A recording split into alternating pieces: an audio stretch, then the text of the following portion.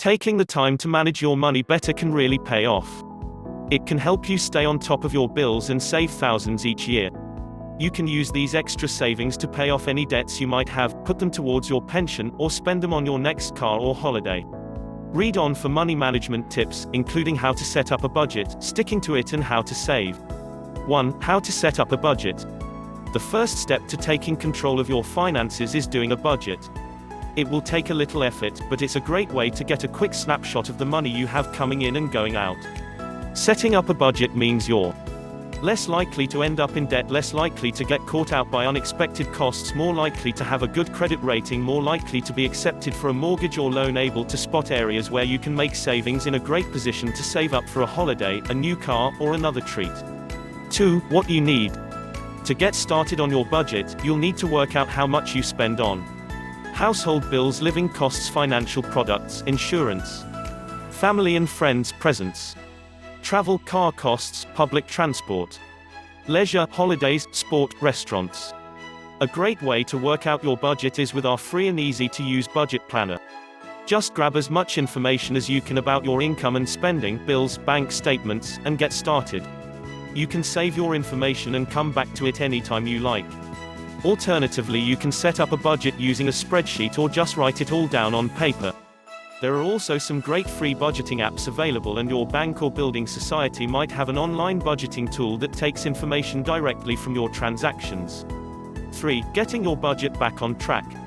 If you're spending more than you have coming in, you need to work out where you can cut back.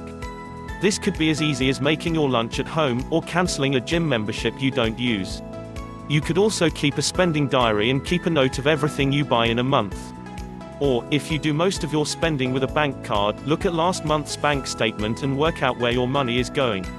Cutting your household bills and your mortgage. For many of us, household bills make up a large chunk of our spending. The good news is that it's easy to save hundreds of pounds off your bills by following our tips. Be flexible. Life is unpredictable, so try to review your budget and your spending if there's a change, or at least every couple of months.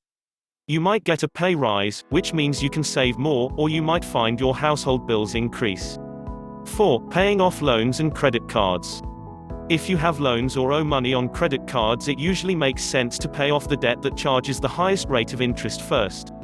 Examples include credit cards, store cards, which normally charge the highest rates of interest, personal loans from the bank, which normally charge a lower rate of interest than credit or store cards. It is important to make sure you don't break the terms of your agreements.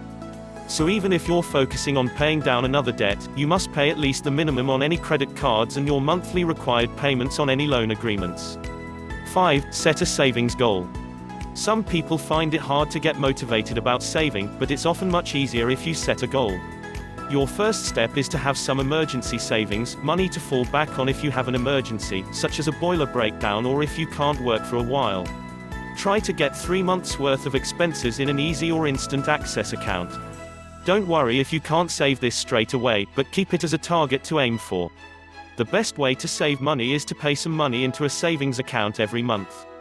Once you've set aside your emergency fund, possible savings goals to consider might include buying a car without taking out a loan, taking a holiday without having to worry about the bills when you get back, having some extra money to draw on while you're on maternity or paternity leave. 6. Investing your savings. As your savings start to grow, you can put more money into your pension.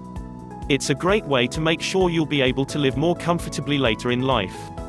Make an investment plan based on your goals and timeframes.